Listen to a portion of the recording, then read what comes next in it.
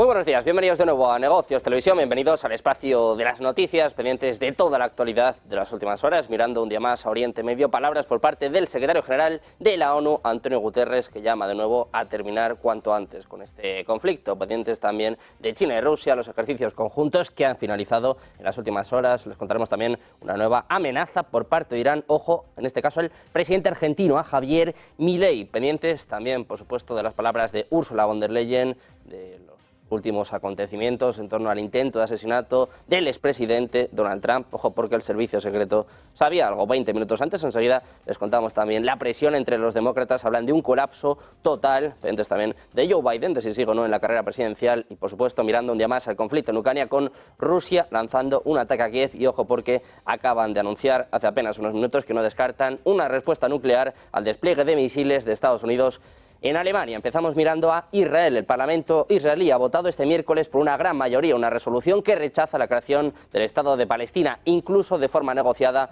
considerando que supondría un peligro existencial para el país y que perpetuaría el conflicto palestino-israelí. Dicen que la Knesset de Israel se opone firmemente a la creación de un Estado palestino al oeste de Jordania. El establecimiento de un Estado palestino en el corazón de la tierra de Israel supondrá un peligro existencial para el Estado de Israel y sus ciudadanos. Perpetuará el conflicto palestino-israelí y desestabilizará la región, es lo que reza la resolución. La votación se ha saldado con 68 votos a favor de los partidos de la coalición gubernamental, formaciones de derecha y centristas de la oposición, incluso la coalición Hadassah, formada por socialistas y árabe israelíes, frente a 9 votos en contra, a pesar de que los diputados del partido Yesh Atid abandonaron la sala, según informaba el diario The Times of Israel. Hablamos también del secretario general de la ONU, Antonio Guterres. Han estado este miércoles a Israel y al movimiento de resistencia islámica de Hamás a alcanzar ya un acuerdo para acabar con la terrible guerra en la Franja de Gaza, donde la grave situación humanitaria se ha convertido en una mancha moral para todo el mundo y que podría ampliarse al Líbano ante las recientes tensiones entre el ejército israelí y Hezbollah. Dice Guterres que necesitamos un alto el fuego humanitario inmediato y la liberación inmediata e incondicional de todos los rehenes. Añade que gracias a los incansables esfuerzos de Egipto, Qatar y Estados Unidos, las negociaciones para formular un acuerdo para la liberación de rehenes y un alto el fuego continúan con algunos avances. Dice que la ONU va a seguir apoyando todos esos esfuerzos, es lo que expresaba durante su intervención en el Consejo de Seguridad de la ONU.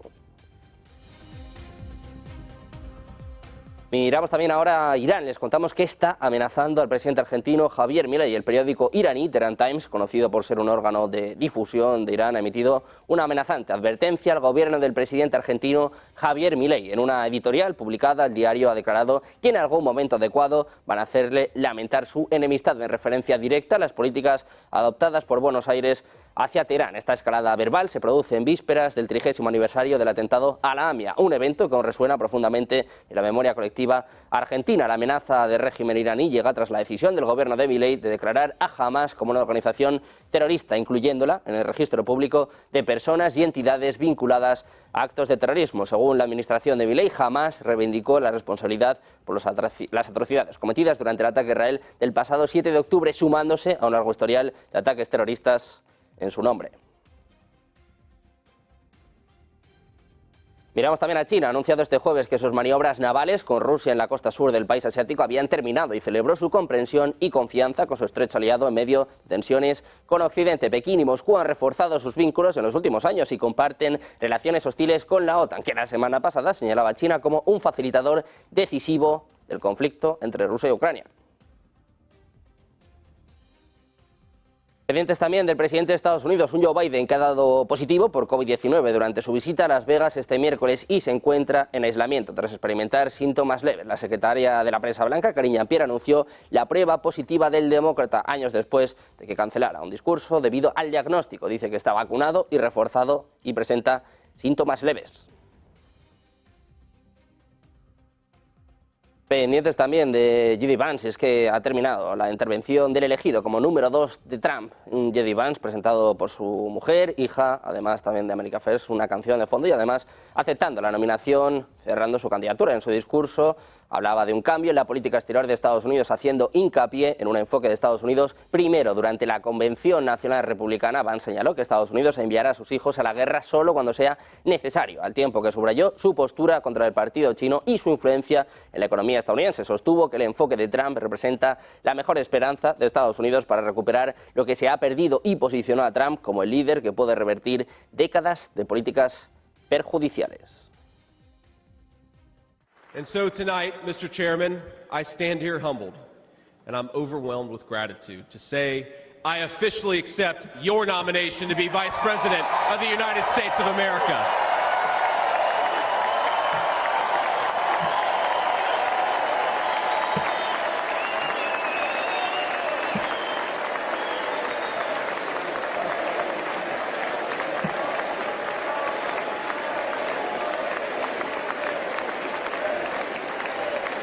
My friends, tonight is a night of hope, a celebration of what America once was, and with God's grace, what it will soon be again.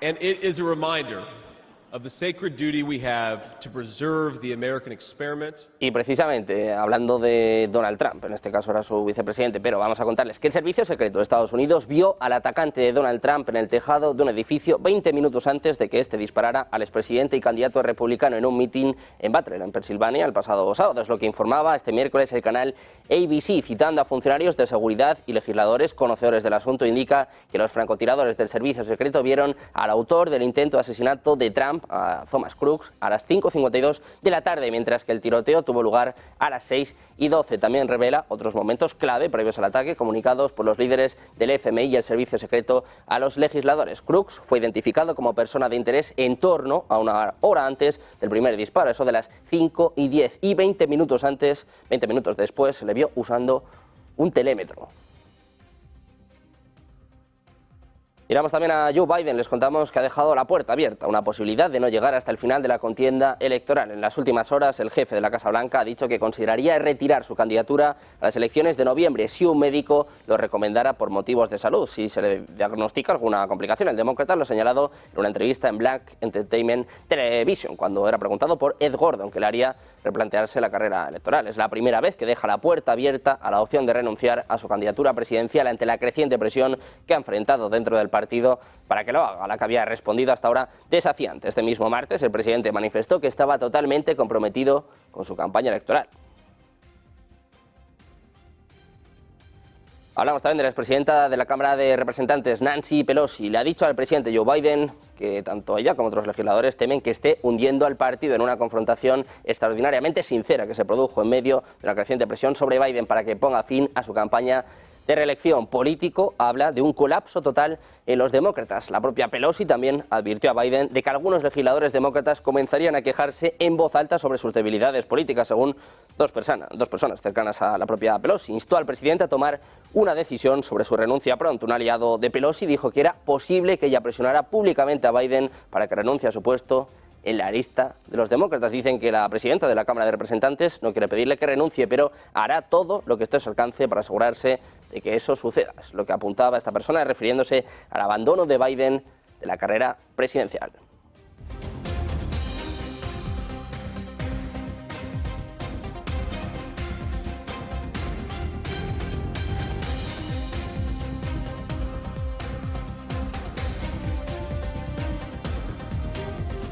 Pendientes del presidente de Estados Unidos, de Joe Biden, les contamos que el 70% de los estadounidenses cree que Joe Biden debería poner fin a su campaña electoral y permitir que el Partido Demócrata nomine a otro candidato para competir por la presidencia. Es lo que muestra una encuesta de opinión pública realizada por el Centro de Investigación NORC para Associated Press. Hasta un 70% de los encuestados cree que Biden debería abandonar la campaña electoral y ceder el paso a otro demócrata. Esta opinión la comparten el 73% de los encuestados republicanos y, ojo, el 65% de los demócratas. Solo el 28% cree que Biden debería seguir adelante con su campaña. La encuesta se realizó del 11 al 15 de julio y encuestó a unos 1.200 estadounidenses mayores de 18 años en todo el país. El margen de error fue del 3,8%.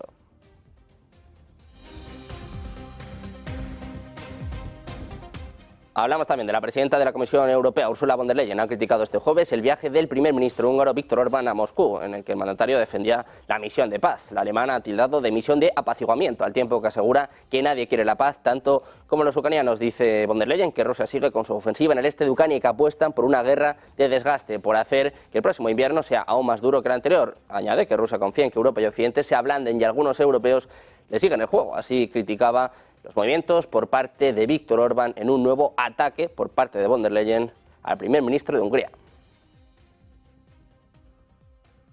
Miramos también a Alemania. Planea reducir a la mitad su ayuda militar a Ucrania el próximo año, pese a las preocupaciones de que el apoyo de Estados Unidos a Kiev podría disminuir potencialmente si Donald Trump regresa a la Casa Blanca. La ayuda alemana a Ucrania se va a reducir a 4.000 millones de euros para el próximo año, según un borrador del presupuesto visto por Reuters. Alemania espera que Ucrania pueda satisfacer la mayor parte de sus necesidades militares con los 50.000 millones de dólares en préstamos procedentes de los activos rusos congelados aprobados por el G7 y que los fondos destinados a armamentos no se utilicen en su totalidad. Sin embargo, y pese a esta información, el ministro de Finanzas alemán, Christian Lindner, ha dicho que la financiación de Ucrania está asegurada para el futuro previsible gracias a los instrumentos europeos y a los préstamos del G7.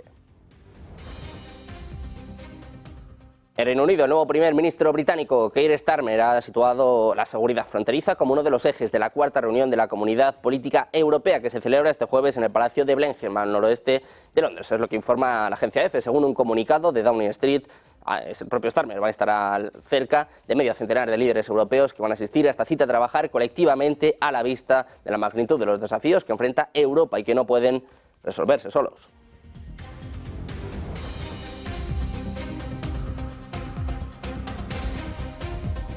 Hablamos también del presidente ruso Vladimir Putin. Está preparando a su país para la opción de que la guerra en Ucrania pueda durar otros 10 años. Es lo que afirma un grupo de expertos con sede en Estados Unidos. Más de 2 años después de la guerra iniciada entre Rusia y Ucrania, Moscú ha estado planteando la opción de conversaciones de paz con Ucrania, exigiendo que el país ceda el territorio ocupado por las fuerzas rusas. En su último análisis del conflicto en Ucrania de este miércoles, el Instituto para el Estudio de la Guerra se centró en una entrevista concedida por Dmitry Medvedev, expresidente y primer ministro de Rusia, al periódico Argumenti y Fakti, así como en la recepción de sus declaraciones por los medios de comunicación pro-Kremlin. En esta entrevista, el propio vicepresidente del Consejo de Seguridad de Rusia afirmaba, no en vano, que el secretario general de la OTAN, Jens Stoltenberg, expresó su esperanza de que Ucrania pudiera unirse a la alianza militar en los próximos 10 años. Rusia lo tiene en cuenta, apunta el Instituto para el Estudio de la Guerra, que Putin prepara una guerra a 10 años vista en Ucrania.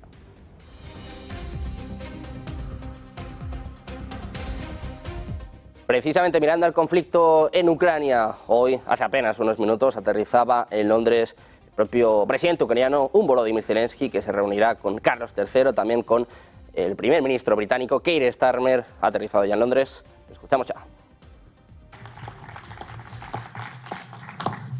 Thank you very much, Prime Minister. Thank you for your kind words about us, about Ukraine, about our fight, and thank you for confirming that relations and cooperation between Ukraine and Britain, as well as between Britain and all of Europe, remains crucial. Dear friends, dear partners, we are now at Blenheim, and indeed this place is associated with Winston Churchill, and however this palace is not solely connected to him. Among many, it is him who we remember with special esteem, and it is he who adds grandeur to Blenheim. We hold dear Churchill's jokes and remarks, though we probably wouldn't want to be the subject of such biting humor. We return to his speeches and measures our own principles against his decisions, aspiring to similar heights.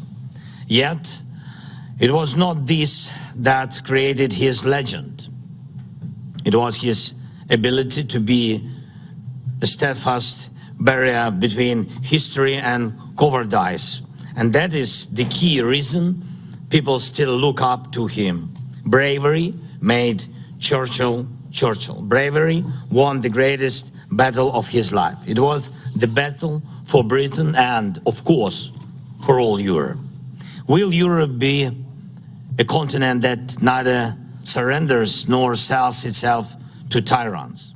Will Europe be a continent of nations and communities, not a few Führers and their hatred. It was resolved then, and we all see how much the bravery of previous generations has won for us. They secured this Europe for us, which has been peaceful for so long. And now our bravery and cooperation must achieve no less, so that the children of our nations can someday look back at us, at what we've done, at what we've chosen, at what we have promised, and see the pillars of their peace, their security and their prosperity, just as we see it when we look back at the most famous person from Blano. Dear ladies and gentlemen, dear leaders, I will focus on 3 points today. First, we have maintained unity in Europe and are acting together, which means that Putin has missed his primary target. He has failed to create division in Europe. The more decisive Europe is in preserving this unity, the long-lasting peace we will ensure. Putin cannot sustain relationships with truly strong leaders, and this is our advantage, but it remains an advantage only as long as we are united.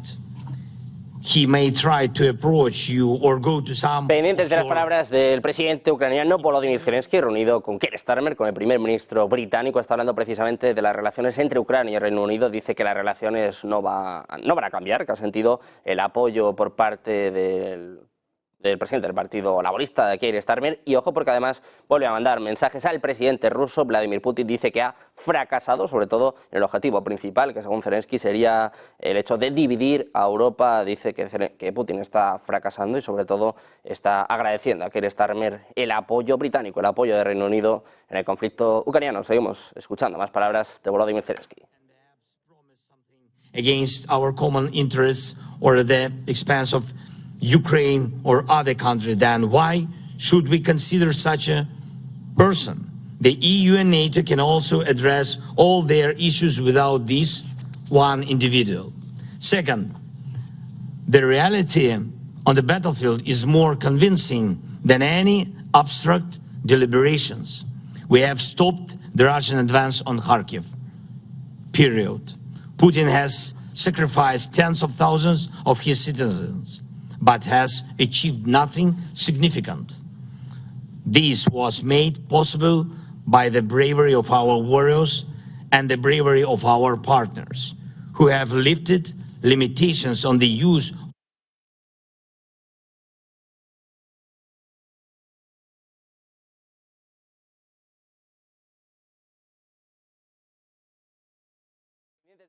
del presidente ucraniano, pendientes de las palabras de Zelensky junto a Starmer. Miramos también a la respuesta de Rusia a Ursula von der Leyen. Dmitry Peskov dice que Rusia no ha representado ni representa ninguna amenaza para nadie en la Unión Europea. Dice que además que lo único que hacen es proteger sus propios intereses. Es lo que contaba a los periodistas el secretario de prensa del presidente ruso, Dmitry Peskov. Añade que la Federación de Rusia no ha representado ni representa ninguna amenaza para nadie.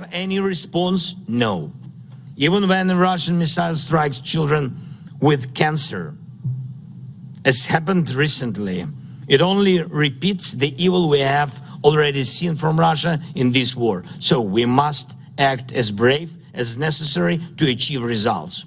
We can steer this war towards its just ending with the power of our weapons and our diplomacy, and we should not fear these capabilities. The more effective our air defense is, the more helpless Putin will be. The fewer restrictions we have on the use of effective weapons, the more Russia will seek peace. Military airfields from which Russian jets take off with bombs against our cities, our people, our children, and the launch sites of Russian missiles, all these must be destroyed. This will not only eliminate some targets, but will also reduce Russia's capability to continue this war. The missiles and drones are not bearers Pendientes de las palabras del presidente ucraniano, miramos a la respuesta por parte de Rusia a la presidenta de la Comisión Europea, Ursula von der Leyen. Dmitry Peskov dice que Rusia no ha representado ni representa ninguna amenaza para nadie en la Unión Europea. Dice que el país solo protege sus intereses. Es lo que contaba a los periodistas el secretario de prensa del presidente ruso. Decía que la Federación de Rusia no ha representado ni representa ninguna amenaza para nadie en la Unión Europea y que en Ucrania defiende sus intereses en condiciones en las que los países de la Unión Europea han excluido cualquier opción de diálogo y teniendo en cuenta las preocupaciones de Rusia. Anteriormente, la jefa de la Comisión Europea, Ursula von der Leyen, anunció planes para convertir a la Unión Europea en una unión de defensa. Al comentar sus palabras, Peskov señaló que esto obliga a Rusia a configurar en consecuencia sus enfoques de política exterior. Precisamente Moscú responde al despliegue de misiles de Estados Unidos en Alemania. No descarta el despliegue de misiles equipados con armas nucleares en respuesta a este despliegue de misiles estadounidenses de largo alcance en Alemania. Es lo que contaba a los periodistas el viceministro de Asuntos Exteriores de la Federación de Rusia, Sergei Ryabkov. Decía literalmente, no excluyo ninguna opción. Así respondía a la pregunta de si Rusia podría desplegar misiles equipados con armas nucleares en respuesta a los misiles de Estados Unidos en Alemania.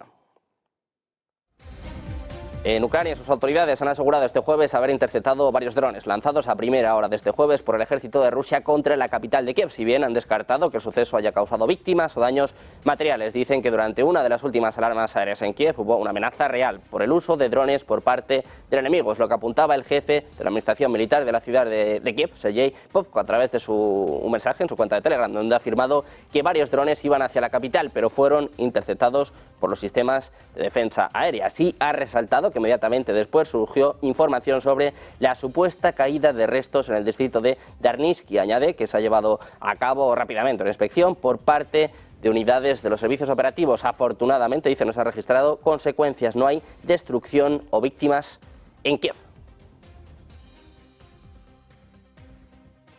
Un portavoz ucraniano ha confirmado este jueves la retirada de las tropas ucranianas de la localidad de Urosain, en la región oriental de Donetsk, donde Rusia continúa con sus ataques pese a sufrir bajas. Ha reivindicado además la toma de varias poblaciones en las últimas semanas, según declaraba el medio ucraniano Interfax. El portavoz del grupo Yortisia del ejército ucraniano, Nazar Volosin, apunta que las fuerzas ucranianas que defendían la localidad de Urosain, situada en la zona de Donetsk y contigua a la región de Zaporilla, se retiraron debido a que el enemigo lo ha destruido casi todo allí. Dicen que con esta decisión el ejército ucraniano busca preservar las vidas y la integridad del personal desplegado en esa parte del frente. Pendientes de Ucrania, les contamos que Rusia atacó la pasada noche el territorio ucraniano con 16 drones kamikaze Shahid que fueron derribados en su totalidad por las defensas aéreas de Ucrania. Menos es lo que informa este jueves la Fuerza Aérea Ucraniana. Las interceptaciones se produjeron sobre el territorio de las regiones de Poltava, Zaporilla, Kiev y Kharkov. Además, los 16 drones, Rusia lanzó contra el territorio ucraniano 3 misiles de los tipos KH-59, KH-69 y KH-35. 2 de ellos fueron derribados por Ucrania. Pendientes también de la tensión entre Europa y Hungría, Europa y Víctor Orbán, también por supuesto Ucrania, les contamos que Hungría y Rusia están trabajando para reanudar los envíos de petróleo de Lukoil, después de que Ucrania aplicara sanciones más duras contra la compañía. El mes pasado Ucrania endureció las sanciones contra Lukoil, que en la práctica prohíben a la empresa utilizar Ucrania como país de tránsito para sus productos. En concreto, están trabajando en una solución, según apuntaba el martes por la noche el ministro de Asuntos Exteriores Peter Szijjártó, tras una reunión con Sergei Lavrov al margen de una reunión de la ONU. Los ucranianos han detenido el tránsito de petróleo ruso a Hungría, según los informes. Sin embargo, el ministro de Asuntos Exteriores húngaro, Peter Szijjártó, declaró que han surgido ciertas complicaciones jurídicas que se están solucionando en estos momentos. Budapest quiere que el petróleo ruso no pase por Ucrania. El petróleo ruso ha dejado de circular por el oleoducto que pasa por Ucrania. Lamentablemente, en la situación actual, Lukoil no puede suministrar petróleo a Hungría. Dice Szijjártó que actualmente están trabajando para resolver los problemas legales que han surgido de repente.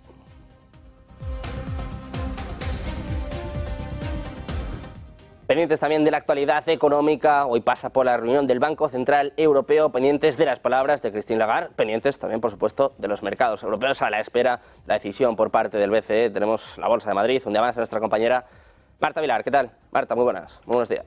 Bueno, Frankfurt, de hecho yo en la Bolsa de Madrid, hoy no. Efectivamente, Sergio, estamos en la sede del Banco Central Europeo, en Frankfurt, esperando desde luego con mucho ahínco, mucha ansia, esa rueda de prensa de la presidenta del Banco Central Europeo, Christine Lagarde, aunque es verdad que no se espera que hoy haya demasiadas novedades cuando a las 2:15 conectemos y les contemos cuál es el comunicado del Banco Central Europeo. No se esperan movimientos de los tipos de interés, no se esperan anuncios y por lo tanto el grueso, lo importante va a estar en la rueda de prensa que arranca a las 3:15. ¿Qué puede ser importante? Pues el camino que Lagarde vaya a dibujar de cara al futuro y un futuro próximo, desde luego, de los tipos de interés, porque se espera que en septiembre, según ya han explicado varios gobernadores de los bancos centrales nacionales, en septiembre puede llegar la segunda bajada de tipos de interés. Sería desde luego un ciclo de bajada de tipos muy diferente a lo que hemos visto anteriormente. También es verdad que anteriormente este ciclo de bajada de tipos comenzaba por una recesión o por una crisis y ahora mismo no estamos en ese punto. De hecho, Europa está empezando a recuperarse, pero pese a eso parece que septiembre puede ser la bajada de tipos, la segunda bajada de tipos de interés, no julio. Hoy no va a haber anuncio y por lo tanto lo importante va a estar en cómo Lagarde verbalice hacia dónde se van a dirigir los tipos de interés y sobre todo qué puede pasar en septiembre. Si deja la puerta muy abierta, si la deja entreabierta, si la deja cerrada, probablemente eso de dejarla cerrada no lo vaya a hacer, va a dejar la puerta abierta, pero veremos hasta qué punto, en qué magnitud, en una escala, cómo estaría de abierta esa puerta. Veremos, será a las 2:45 de la tarde, antes a las 2 estaremos aquí conectando contigo, Sergio, para ese programa especial sobre el BCE. Pues muy pendientes de Christine Lagarde, de sus palabras y por supuesto de la reacción de los mercados europeos y luego de Wall Street. Muchas gracias, Marta, pendientes de lo que suceda por ahí por Frankfurt. Un placer. Muchas gracias. Gracias, Sergio. Nosotros seguimos pendientes de la actualidad económica, geopolítica, como siempre. Toda la información enseguida comienza. Ponte en acción de la mano de Eva Villanueva.